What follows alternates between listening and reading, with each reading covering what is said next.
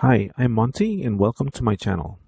In this episode, we will review and build the Shanghai Dragon USS Bunker Hill in 1/350 scale.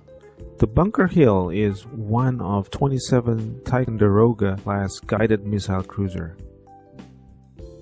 So the first question is this kit worth building? Follow me and let's find out. Because if you look at the content of the box, it looks pretty old. Looking at the instruction sheets, you only have a few sprue trees. When I got this box in 2022, you could see that the decals has slightly yellowed. What I like about this decal sheet is they provide you with options to build several ships. I also bought the White Ensign Model PE set that I hope will enhance the basic kit. I think the set from WM is the only one in the market, and from this angle, it looks very impressive. Let's start with the lower hull. The hull is made of 3 pieces, and they include 3 plastic beams as internal structure. By default, the model is molded as a full hull. The kit provides a plate if you want to make this as a waterline series.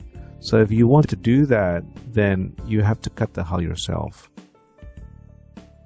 This kit has little details, so don't expect much. There are raised deck marking details on the aft deck and forecastle.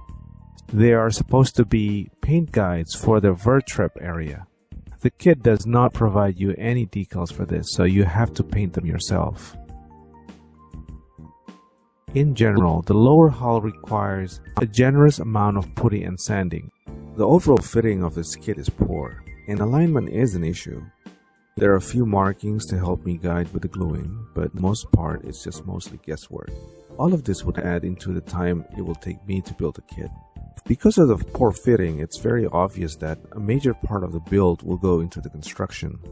I'm seeing myself doing filling, sanding, and filling again, almost non-stop. So there seems to be always something that makes you go back and do some sort of fixing. In a nutshell, is it worth to build this kit? The short answer is no, it's not worth it. The long answer is that if you have the PE set, I would recommend you to give this kit a try. The kit has few parts, but the shape makes it easier to construct.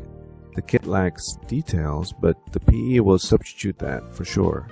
And for whatever reason, if you plan to build this kit, you must take into account the time you would need to correct many of the weaknesses. That ends our segment today. Thank you for watching. Bye for now.